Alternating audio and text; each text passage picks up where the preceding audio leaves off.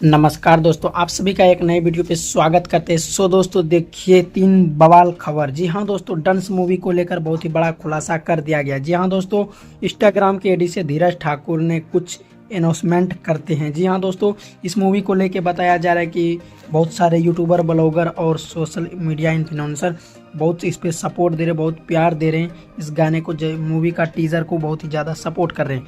जी हाँ दोस्तों, और एक बात और खुलासा किया गया है इस गाने की, मतलब इस गाने को और क्या कहते हैं, इस मूवी का ट्रेलर को लेकर के बहुत ही बड़ा इवेंट रखा गया है, जो कि 2 से 4 दिन के अंदर ये इवेंट होने वाला है।